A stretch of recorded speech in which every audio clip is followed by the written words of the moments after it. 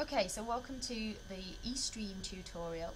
I'm just going to show you how to do a couple of things on here, such as upload videos and record TV. So if you go to estream.tgat.org.uk and just log in with your usual details, it will take you to the home page and you can see the EHC channel here.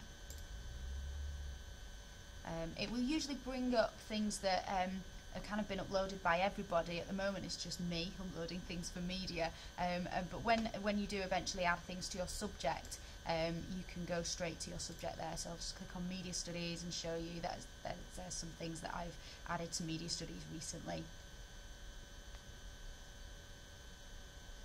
So one of the good things about this is that only students and staff of Elliott Hudson College who can log into the system can see your videos. So if you're a little bit wary of putting things on YouTube, you can go to create and upload and just upload from your iPad or the computer to the eStream, which means that, like I said, only students and staff can see it and it can be shared within college. You can also add things straight from YouTube if you've already done that, and you can kind of duplicate them here if you really wanted to. You can go and grab a video, make sure that you untick share playlist and just grab that link there.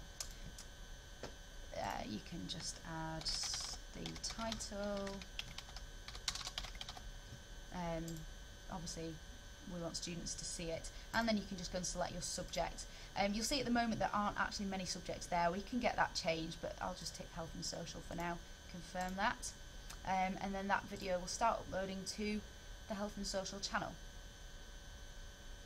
There we go, brilliant. Item added. Just click on that link there and you can see that it's been uploaded. So if I go back to subjects, and go to the health and social channel, it should be there. Super. One other really cool thing that you can do with eStream is add quizzes to your videos. So I'll just give you a demonstration of this using something that I've added from media studies. In film and media, obviously, we do a lot of kind of analysis of some moving image products. So I'm just going to go to the Blackfish Orca history scene that I uploaded. Anything that you've uploaded, you can create a quiz and lots of different details. So you can also add chapters, like if there's a specific part of the video that you want students to see. If I just kind of scroll that across, if I play there, I can set that start time and it will start at that point, and they'll create little chapter points along there. So you can kind of submit that and it will create a little chapter. Another thing that you can do is also add slideshows to this. If I can basically create a slideshow using this, and I can add slides. I can either add a PowerPoint display to that, or I can add a Word document or something like that to the video, which will come up alongside the clips at the relevant points, which is really great. But I'm going to show you how to do quizzes. So for any video that you've uploaded, you can click on this symbol here, and it'll tell you that there are no quizzes available yet, but you're going to create one, which is fine. So I'm just going to pause that, and you can basically scroll across to any point in the video.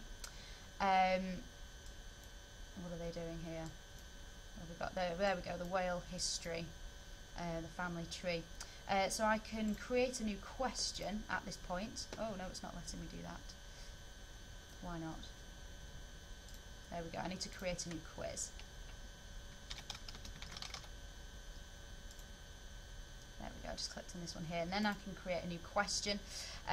So I want to create a multiple choice question, and I might say, who directed Blackfish? There we go.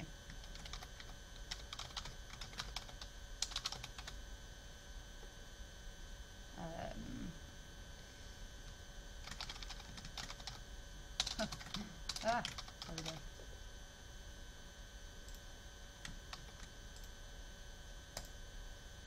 Okay, there we go. So it will create a kind of a question at this point, and when that is played, you'll see that the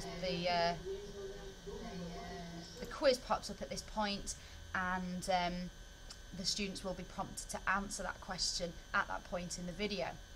Now, you can see here that there are different kind of quiz assets, and you can go to kind of edit those directly, or you can delete them if you just don't want that kind of asset there. Okay, so hopefully that's fairly straightforward. One really great thing about this is that it logs all of the analytics. So obviously there aren't any analytics for this yet because I haven't had any students use it, but it will tell you how many users have been on there and used it, whether they got the questions right, and that kind of thing. Another great thing about eStream is that you can also record TV.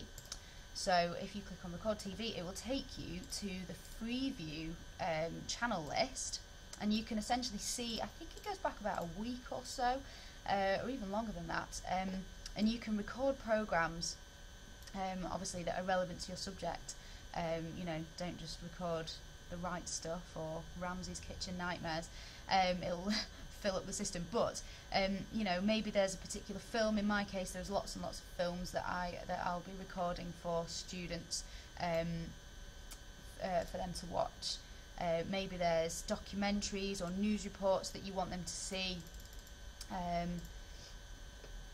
That is in the future. Obviously that's not going to be very helpful, but there might be something that you want to record in the future that's about to come on. So let's just go with Strictly Come Dancing. You can schedule that recording, and again tell it to go to a certain subject, and then you can schedule that, and it will appear in your subject later on. So if I go back to Media Studies,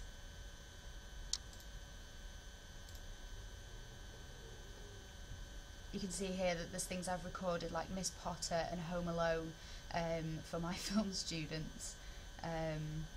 Kind of enjoyment rather than homework, but again it illustrates to you that you can record lots of things that are really useful to your subjects. Another good thing to know about is the Connect app.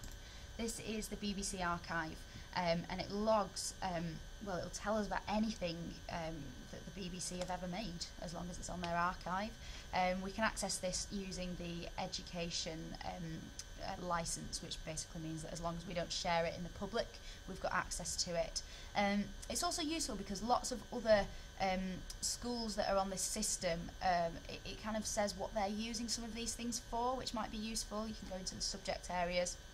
But if I was to just type in the Olympics, for example, search for that, it'll bring up lots and lots of things that the BBC have categorised as the Olympics. So news reports, documentaries, programmes, all sorts of things.